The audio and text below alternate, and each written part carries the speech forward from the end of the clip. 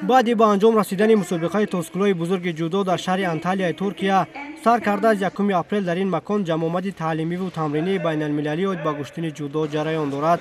дар машқҳои дастаҷамъии ҷудокорони беҳтарини 40 кишвари рӯи дунё иштирок намуда истоданд. бо ташаббуси раиси федератсияи ҷудои кишвар муҳтарам Исмоил Маҳмадзоир, ҳайати мунтахаби ҷудои Тоҷикистон иборат аз 50 ҷудокор бо ҳамроҳии ситоди мураббиён ба ин ҷамъомади дастаҷамъона сафарбар карда шуданд.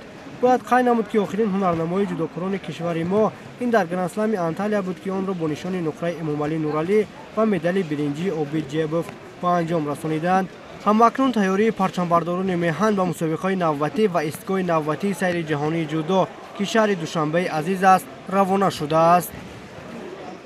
Мунтахаби ҷумҳурии Тоҷикистон дар рӯза дар шаҳри Анталия ҳузур дорад. Ба ҳамагон маълум аст, ки тими Мунтахаби ҷумҳурии Тоҷикистон дар мобайни 98 давлати ҷаҳон зинаи 13-ро ишғол кард. Имрӯза бошад, тими Мунтахаби ҷумҳурии Тоҷикистон омодагии худро барои мусобиқаҳои оянда дида истодааст.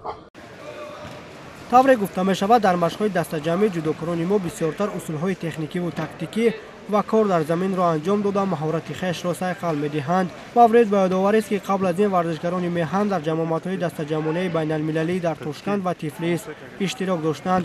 аз 20 то 22 апрел дар шаҳри Ҳонконги ҷумҳурии мардумии Чин чемпионати Осиё доир мегардад ва ҷамъомади мазкур як марҳилаи омодагии парчамбардорони меҳан ба ин чорабинӣ мебошад.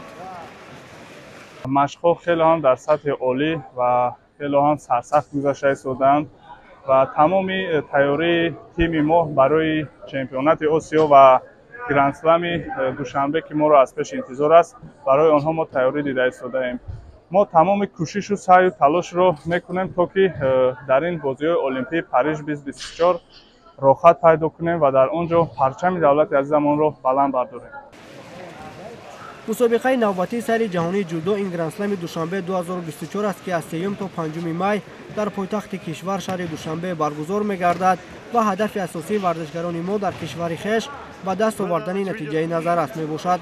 ҷамъомади дастаҷамъонаи таълимиву тамринии байналмилалӣ то 10 апрел идома мекунад ва баъд аз он тақрибан 10 ҷудокори тоҷик ба хотири ширкат дар қаҳрамонии Осиё ба Ҳонконг сафарбар карда мешавад.